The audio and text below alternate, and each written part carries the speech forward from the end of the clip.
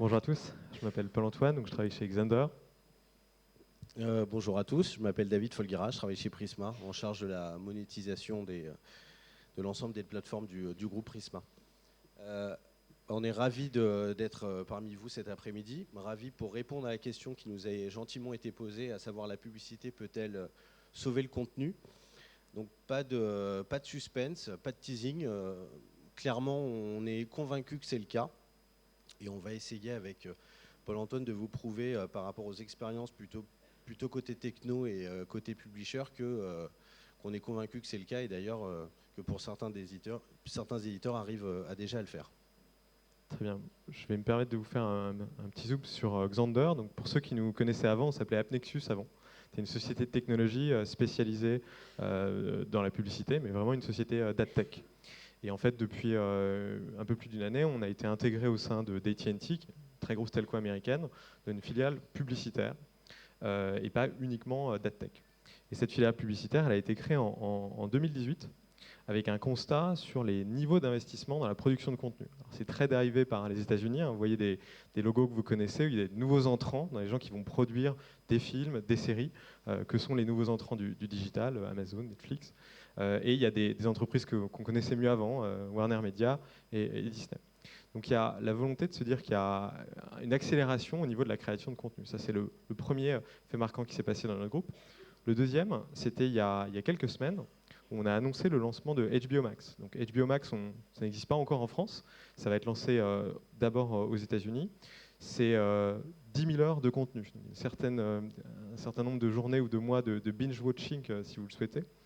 Et dès le début, l'annonce est faite que ça sera un modèle payant, la Netflix, mais aussi un modèle soutenu par la publicité, donc AVOD, Advertising Video on Demand, où la publicité viendra payer pour une partie de la consommation du contenu. Donc il y avait vraiment cette idée d'ancrer notre société au service d'une production. Dernier chiffre, et je sais que ça fait beaucoup de chiffres, c'est si on sort des producteurs contenus et si on se pose la question des consommateurs, peut-être deux éléments, deux points à regarder. Le premier de manière générale, est-ce que les gens comprennent à quoi sert la publicité ? On est convaincu, on se dit que 82% des personnes comprennent que la publicité doit intervenir et qu'il y a un échange de valeurs qui s'opère. Et le deuxième, puisque demain ces plateformes ne seront pas nécessairement sur une box, elles seront sur votre téléphone, elles seront consommées de manière digitale et via Internet, c'est que 67% des gens comprennent qu'Internet est gratuit parce qu'il est financé par la publicité. Voilà, je me devais de vous présenter notre mutation, mais quand on a eu l'idée de ce talk, David me dit, tu sais, la publicité au service des contenus, c'est une recette qui existe depuis longtemps chez Prisma, même quand on était un groupe de presse. Sauf qu'aujourd'hui, ça s'est accéléré, vous êtes devenu un groupe média, et le digital est devenu l'enjeu principal pour cette transformation. Donc, contenu, audience, monétisation, c'est vraiment les trois sujets que se doit de maîtriser un éditeur aujourd'hui pour faire en sorte que le modèle économique financé par la publicité soit viable. Donc c'est ce qu'on va essayer de détailler un petit peu sur le slide suivant. Donc le point 1, c'est forcément produire des contenus de qualité. Ça a l'air basique et tout bête comme ça, mais je pense que ça n'a jamais été aussi important qu'aujourd'hui, au moment où les fake news ont pris autant d'ampleur. C'est primordial de miser vraiment sur la qualité des contenus. Donc c'est des gros investissements qui sont faits dans le groupe pour cette partie-là. Muscler les rédactions, faire en sorte qu'elles aient la capacité de produire plus de contenu et de meilleure qualité. Et c'est ce qu'on développe de plus en plus chez Prisma. Plus de 30% des contenus, la production de contenu a augmenté de 30% cette année. C'est pour vous donner un ordre d'idée de l'importance que ça a chez nous. On fait également le travail sur la vidéo. Comme disait Paul-Antoine, l'idée c'est aussi de basculer vers un groupe full média.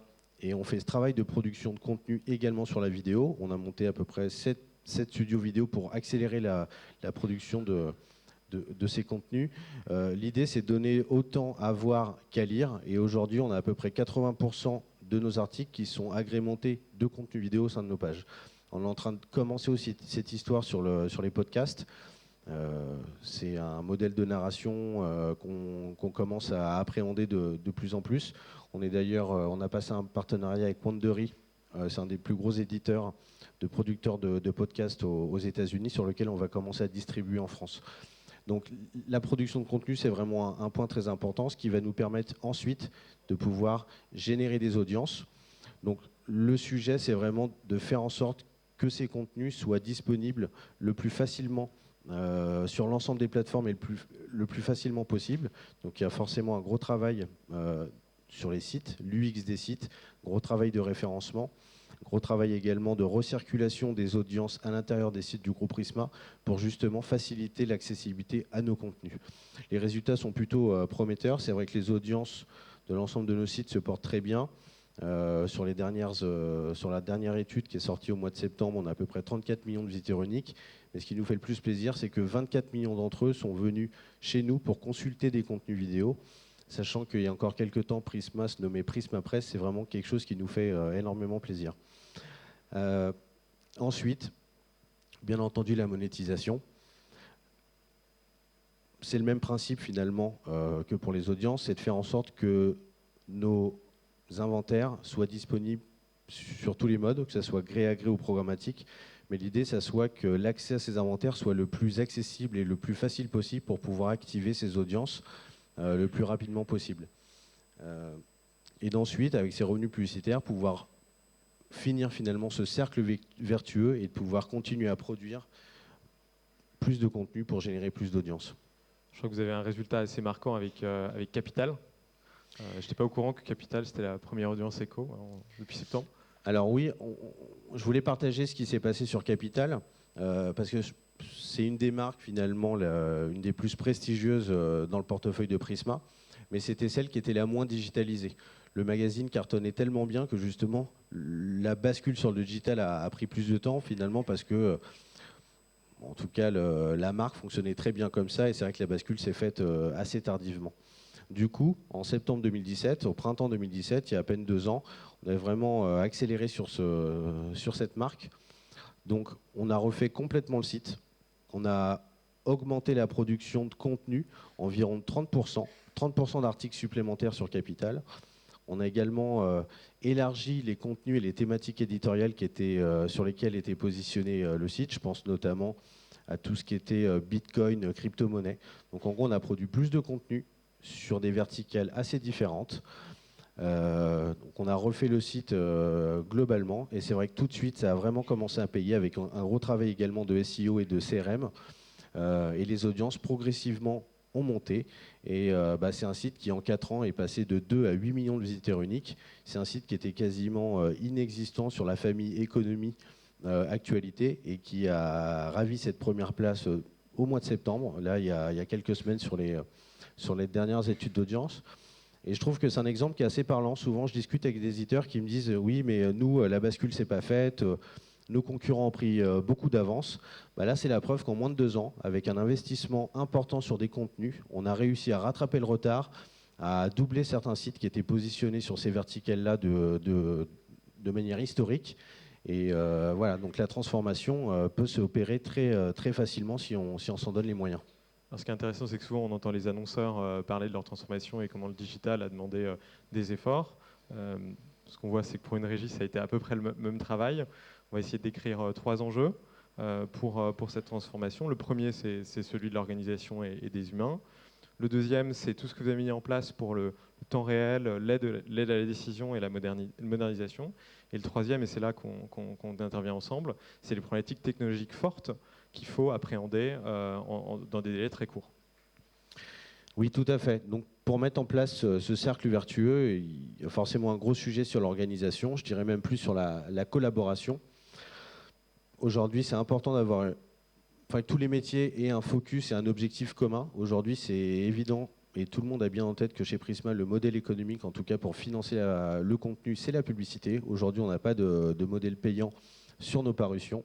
Donc autant les journalistes, le marketing et le commerce sont vraiment focusés sur cet objectif-là. Donc il y a vraiment un travail commun qui est fait, et des prises de décision sont vraiment faites ensemble pour avancer sur ces sujets-là. Il y a un point aussi qui est important, c'est la partie technologique. Aujourd'hui, on a un outil qui nous permet qui regroupe l'ensemble des données d'audience, l'ensemble des inventaires publicitaires et des revenus. Et c'est vrai qu'on est aujourd'hui tous en capacité d'analyser parfaitement les articles qui ont le mieux performé en termes d'audience, les articles qui ont le mieux performé en termes de revenus, et ça permet justement d'avoir une production qui s'adapte et qui reste agile par rapport à l'actualité. Alors, puisqu'on est dans le sujet série télé, je me suis permis de mettre à l'écran comment vous avez accéléré la production de contenu lors de sorties. Oui, ça c'est un exemple parmi tant d'autres, sur Télé Loisirs notamment. Donc on surfe bien entendu et on essaye de répondre à la demande des internautes, notamment sur les séries télé. Donc Casa de Papel, c'est une série qu'on suit régulièrement sur Télé Loisirs, mais c'est vrai que c'est important de répondre à l'actualité. Et 3 semaines avant la sortie, c'est vrai qu'il y a eu une production de contenu qui s'est accrue en fonction de cet événement pour pouvoir répondre justement aux demandes des internautes, accélérer au niveau des audiences et pour pouvoir permettre justement aux annonceurs de pouvoir paraître sur ces contenus-là. Toujours sur cet axe monétisation, on n'a pas mis un mais deux exemples. Celui-là, il est d'actualité, puisque c'est la manière dont les gens arrivent sur les sites internet. C'est un sujet qui a fait couler beaucoup d'encre ce mois-ci. Alors oui, c'est un sujet qu'on a beaucoup entendu parler depuis le retour de vacances, notamment entre le conflit entre les éditeurs et Google. C'est vrai qu'aujourd'hui, c'est important de produire du contenu de qualité, mais c'est vrai que c'est important d'en maîtriser la distribution, ce qui n'est pas toujours le cas pour toutes les marques. Alors nous, c'est vrai qu'on essaye aussi d'accélérer sur ce chantier-là. On a à peu près aujourd'hui une vingtaine de millions de personnes qui sont abonnées, d'internautes qui sont abonnés à des newsletters. On envoie plus de 20 millions de newsletters par jour sur différents types, sur différentes marques, sur différentes thématiques. Et l'idée, c'est de pouvoir générer un maximum d'audience par ce biais-là et globalement d'avoir une dépendance moins forte par rapport aux moteurs de recherche. Là, on a pris l'exemple de Gala, mais c'est globalement le cas sur l'ensemble des marques du groupe parce que sur la partie CRM, entre 10 et 30% des audiences sur nos sites viennent justement de nos propres assets. Et donc là, on voit le sujet sur la répartition d'audience sur Gala où uniquement 20% provient des moteurs de recherche. Le dernier enjeu dont vous parlez, c'est la technologie. Je pense que le visuel est assez parlant. Ça consiste à peu près à ça. Quand on est un éditeur en 2020, c'est trouver les bonnes solutions et les faire cohabiter. J'ai la chance dans mon métier de travailler avec des éditeurs partout en Europe et puis d'avoir aussi une longueur d'avance avec nos collègues américains et des tendances. Ce qui est très intéressant dans notre collaboration avec Prisma, c'est qu'on essaye d'anticiper quel va être le chantier de l'année à venir. Et vous êtes un des rares éditeurs à avoir eu le courage, notamment sur les sujets vidéo. Quand on est un éditeur anciennement de presse, aujourd'hui full média, c'est pas forcément évident de se dire qu'on va monétiser soi-même ces inventaires vidéo. Et vous avez pris le pas suffisamment tôt. Pour décrire le travail qui doit être fait par un éditeur sur la vidéo, il est un peu en 3 phases. Il y a le travail fait par l'éditeur lui-même, puisque quand on parle de vidéo, il faut casser un peu sa page, changer de player, donc il faut vraiment que l'éditeur soit d'accord.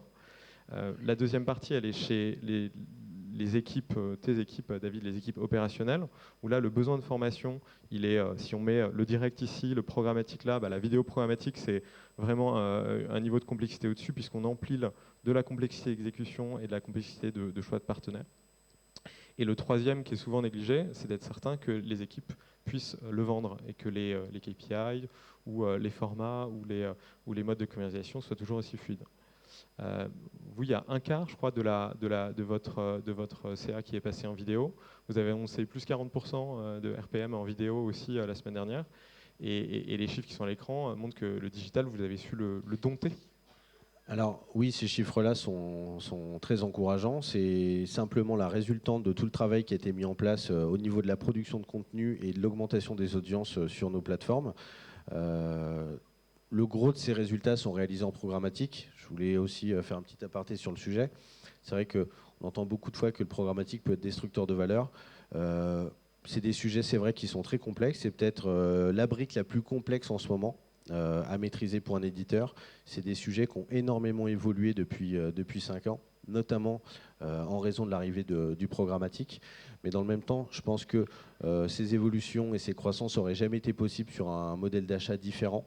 Et pour nous, c'est très important de pouvoir s'appuyer sur des partenaires technologiques qui ont une vision mondiale et qui travaillent avec des éditeurs aussi, notamment aux États-Unis, qui ont quand même pas mal d'avance sur le sujet, ce qui nous permet, nous, de pouvoir être assez en avance avec nos équipes sur les différents tests et les différentes technos à plugger.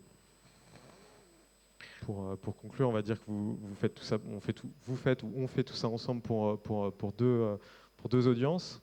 La première, elle est dans la salle, c'est les annonceurs et les agences. Alors oui, ce travail de qualité, bien entendu, on le fait tout d'abord pour nos audiences, mais je pense qu'il peut bénéficier aux marques, aux annonceurs. L'idée, c'est aussi de proposer des environnements premium et sécurisés sur lesquels forcément les annonceurs peuvent s'y retrouver. Tu veux parler du lancement de cette étude où vous allez quantifier l'appréciation des contextes premium? Oui, bah, en faux, c'est vrai que donc il y a une étude qui va sortir très prochainement, et l'idée, c'est de pouvoir expliquer. De toute façon, c'est des choses qu'on sait, mais qu'on a finalement un peu de mal à mesurer. Mesurer que être diffusé sur une marque et un contexte de qualité, forcément, c'est un impact positif au niveau des consommateurs. Si on parle de l'information de qualité, on voulait ouvrir sur un sujet aussi un peu plus social. Vous avez fait sans embauche de journalistes, là où aujourd'hui on parle plutôt de l'inverse dans d'autres groupes médias. Oui, c'est vrai. C'est vrai, au moment où on parle beaucoup des fake news, on parle beaucoup de la techno qui remplace des journalistes, où c'est très simple finalement de créer du contenu. Nous, on fait le pari de miser notamment sur cette profession. Et le succès d'audience qu'on a actuellement, c'est le fruit de la qualité du contenu qu'on met en place. Et c'est vrai qu'on s'est énormément renforcé sur ces métiers-là chez Prisma depuis 2016. Donc on est très content aussi de le montrer. On souhaite bon vent. Merci à tous de nous avoir écoutés.